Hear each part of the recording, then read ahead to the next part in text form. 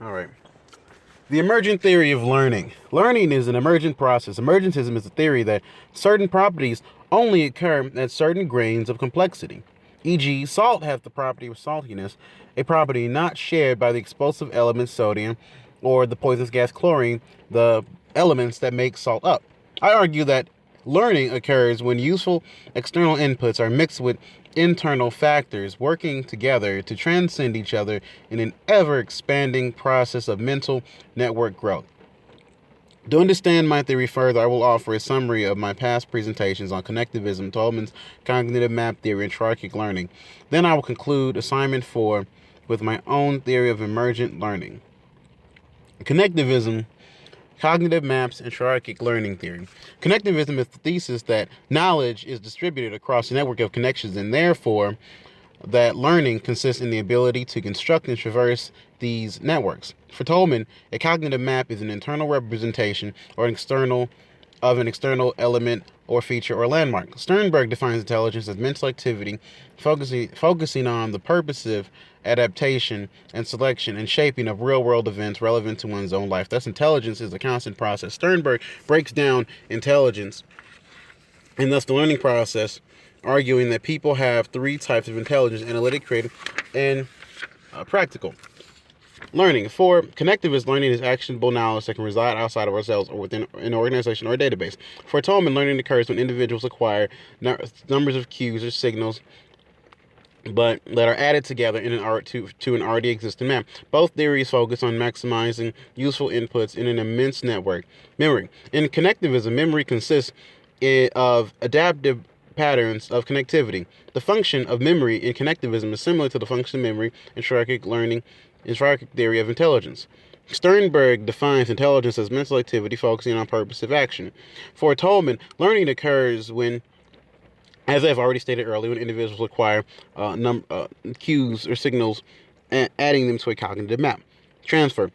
Connectivism has no real concept of transferring knowledge, making knowledge, or building knowledge. To address transfer in Tolman, we should think of a cognitive map as a network of connections constantly being reinforced, both consciously and unconsciously. Then we can see the overlap. This is present in latent learning, where the individual passively picks up cues over an environment and unconsciously builds a map. According to Sternberg, creative or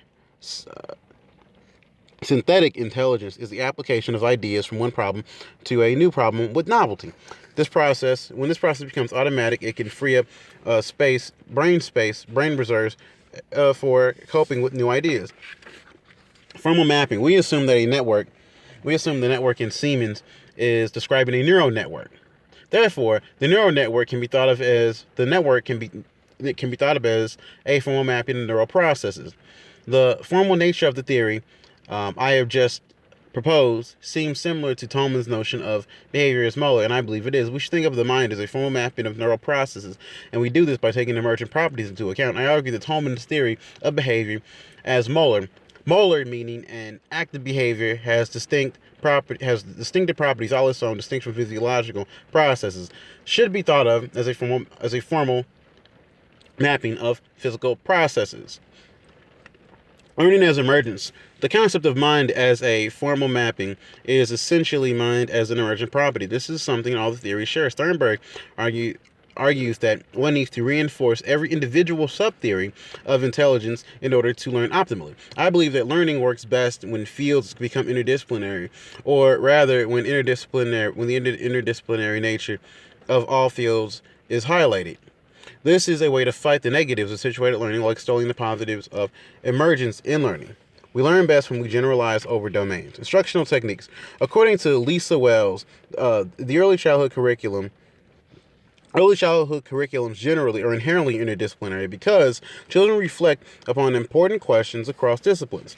When interdisciplinary learning is infused in a setting, teachers can employ a constructivist approach by asking questions that provoke inquiry and help others find answers. We learn best when we make generalizations across domains, as I've said before, and we learn better. We do this better when we're in safe environments that allow us to make mistakes. Personal experience. Working with children in early childhood requires an interdisciplinary approach. One is constantly teaching children to count, to read colors, and colors which are always reinforcing positive behavioral standards. On the flip side, working with inner city children, one must be able to mix academic learning and practical knowledge. I experienced some of this in grade school with my language arts teacher. Not only did we learn word usage, but we were given an education in racial politics. I was posed the question, do you know what DWB is? And DWB is driving while black. This is the essence of interdisciplinary learning, or emergent learning, drawing from multiple areas and achieving a near universal result. Conclusion.